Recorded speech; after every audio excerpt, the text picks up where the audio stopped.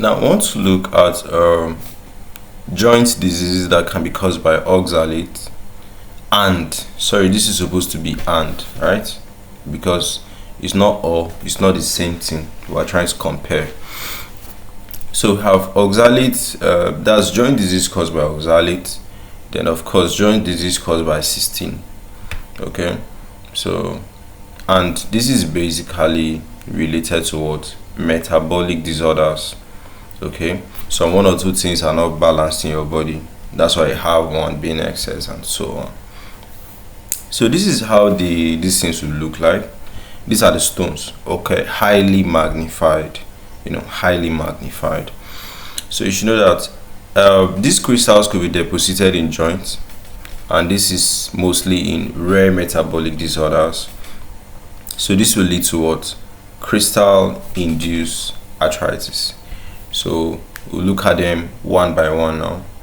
Okay, so for the oxalate, we said that cause is usually due to what? Deposition of calcium oxalate crystals in the synovial fluid, and usually there's an underlying issue. It could be primary what? Hyperoxaluria. That's there's a genetic defect in what? Glyoxylate metabolism. So it makes it that there's excessive oxalate production. Then we have the secondary hyperoxaluria, which is due to fat malabsorption. So maybe after this bowel surgery, inflammatory bowel disease. So there's a lot of the way oxalate is absorbed into the system is too much. You understand?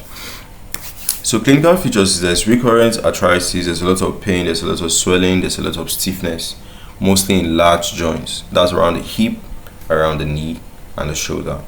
It may also coexist with kidney issues. That's why I actually brought this picture. So the person usually is having kidney issues and also joint issues. Okay, so you can see different crystals, right? You see the calcium oxalate and the cystine that we're talking about. You can also have uric acid. You can also have uric acid causing gout. Do you remember that? You can also have the struvite stone. So mainly you should know that you diagnose it through what? Synovial fluid analysis. So you take up some fluid within the joint and try to observe it. Then also treat any underlying what? Hyperoxaluria. Then you can also use all those dialysis and transplantation in advanced cases. Then they can also relieve your symptoms using all those anti-inflammatory therapies.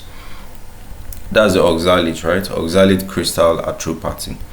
So we're looking at the cystine crystal arthropathy, which is the deposition of cystine crystals in the connective tissues and joints. So mostly the person is having cystinuria. There's also passing of cystine in urine to show you that cystine levels in the body is too much. Then we have cystinosis. Okay, so clinical features is joint pain and stiffness due to crystal deposition, and it's often accompanied by renal disease.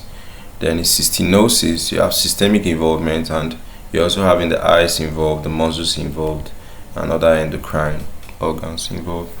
So you diagnose this by dictating what? Cystine crystals in tissues. Management has to do with what is underlying. So with the cystinuria, the person should take more water. Probably could actually help dissolve more and flush more.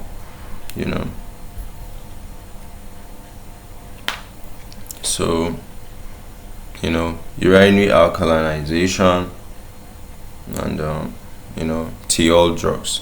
Then cystinosis, we have the cystamine therapy to reduce cystine accumulation. Okay, to reduce cystine accumulation.